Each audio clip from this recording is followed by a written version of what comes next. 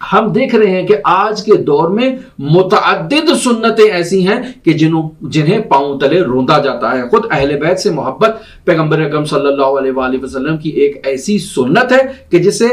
آج کل کے دور میں پاؤں تلے روندا جا رہا ہے۔ آج کل کے دور میں بہت سی ایسی خرافات اس سنت کے اندر ایجاد کی جا رہی ہیں اور اسے سنت کے نام پر احیا کرنے کی کوشش کی جا رہی ہے۔ یہ خود سنت سے دشمنی اور سنت سے عداوت ہے جس سے بیزاری کرنا ہماری ذمہ داری ہے۔ لہٰذا دشمنان اہل بیت سے علنی اظہار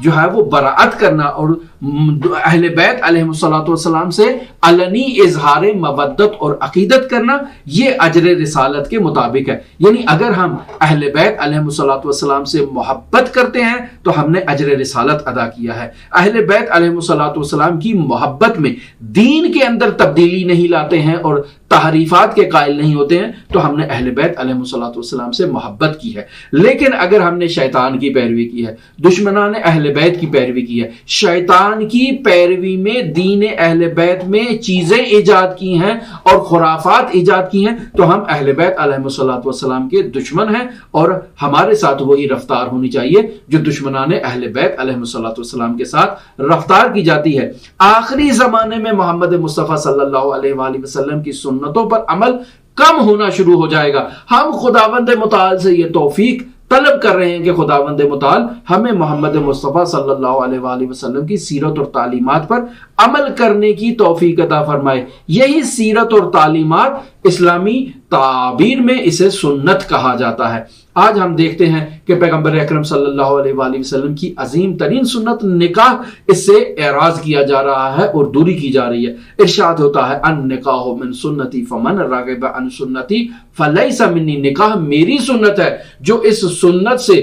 دوری کرے گا، روگردانی کرے گا، اس سے منہ پھیر لے گا، وہ ہرگز مجھ سے نہیں ہے۔ بحار الانوار جلد نمبر 100 میں صفحہ نمبر 220 کے اندر یہ حدیث درج ہے۔ آج ہمارے معاشرے میں آپ دیکھیں لواط کو عام کرنے کی کوشش کی جا رہی ہے۔ مصاحقہ یعنی خواتین ایک دوسرے کے ساتھ جو ہے وہ ہم جس گرائی کریں، اس کو عام کرنے کی کوشش کی جا رہی ہے۔ ہمارے معاشرے میں میرا جسم میری مرضی کا شعار بلند کیا جا رہا ہے اور نعرہ بلند کیا جا رہا ہے۔ تو ایسے میں آپ دیکھیں کہ نکاح جیسی عظیم سنت جو ہے وہ خود بخود جو ہے وہ اس پر پردہ ڈال دیا جائے گا اور ایسی فحاشی کو معاشرے میں عام کر دیا جائے گا اور حکمران بھی بڑی خوشی سے کہیں گے کہ یہ آزادی بیان ہے، یہ آزادی کا اظہار ہے اور یہ ہونا چاہیے۔ خاک ہو ان حکمرانوں کے سر پر، اور ایسے حکمران مبغوض ہیں خداوند متعال کی بارگاہ میں کہ جو اسلامی تعلیمات کو ایسے جو ہے وہ پاؤں تلے رونتے ہیں۔ حضرت امام